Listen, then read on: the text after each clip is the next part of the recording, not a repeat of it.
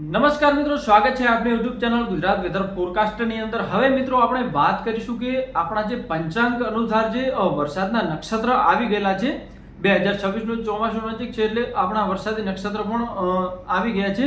તો મિત્રો ધ્યાનથી આ નક્ષત્ર સાંભળી લેજો, કયું વાહન છે, કઈ તારીખે શરૂ થશે અને કેવો વરસાદ રહેશે તે હું તમને ચાર્ટ બતાવીશ, તેમાં સંપૂર્ણ માહિતી આપી દઉં તો સારી રીતે આ વિડીયો જોઈ લેજો।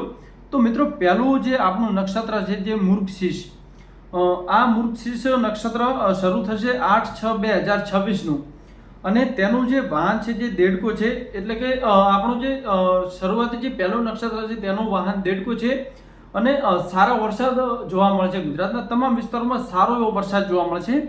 તેના પછીનું આદ્રા નક્ષત્ર છે જે 22/6/2025 થી શરૂ થશે અને આ આદ્રા નક્ષત્રમાં મગફળીનું વાવેતર કરવું બેસ્ટ માનવામાં આવે છે, કારણ કે પાક સારી રીતે તમારે થઈ શકે છે, જે ઉગવામાં પણ કોઈ તકલીફ પડતી નથી। તો આદ્રા નક્ષત્ર 22/6/2025 થી શરૂ થશે।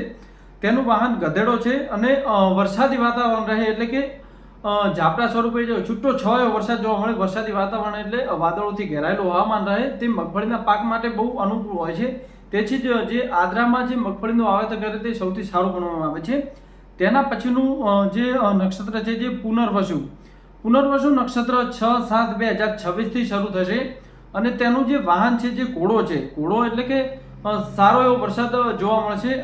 અને એની પછીનું જે નક્ષત્ર છે જે પુષ્ય નક્ષત્ર પ્રારંભ થવાનો સમય 20/7/2026 છે અને તેનું વાહન છે ઉંદર, એટલે કે ગુજરાતના અમુક વિસ્તારોમાં ભારે વરસાદ થઈ શકે છે, જેવું આ પંચાંગના આધારે આપણે કહી રહ્યા છીએ કે જે પંચાંગ દ્વારા જે આ આગાહીઓ આપવામાં આવેલ છે કે આગોતરી આગાહી કરવામાં આવે છે કે પંચાંગના આધારે કેવો વરસાદ જોવા મળશે।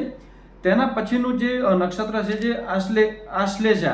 આશ્લેષા નક્ષત્ર શરૂ થવાની તારીખ છે 3/8/2026 અને તેનું વાહન હાથી છે, એટલે કે ગુજરાતના અમુક વિસ્તારોમાં, જે બધા વિસ્તારોની પણ અમુક વિસ્તારોમાં ગાજવીજ સાથે સારો વરસાદ જોવા મળશે। તેના પછીનું નક્ષત્ર છે મઘા નક્ષત્ર શરૂ થવાની તારીખ 17/8/2026 છે અને મઘા નક્ષત્રનું વાહન મોર છે, એટલે કે પવન સાથે સારો વરસાદ જોવા મળે ગુજરાતના ઘણા બધા વિસ્તારોમાં।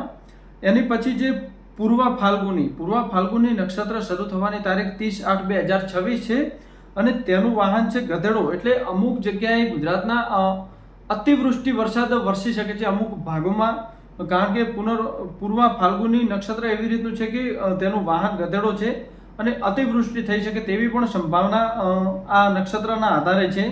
તેની પછી છે ઉત્તર ફાલ્ગુની શરૂ થવાની તારીખ 30/9/2026 છે, તેનું વાહન દેડકો છે અને છૂટા છવાયો વરસાદ જોવા મળે, આપણે જેમ શ્રાવણ માસમાં જોવા મળતા હોય છે ઝાપટા સ્વરૂપે, એમ છૂટો છવાયો વરસાદ વરસી શકે છે।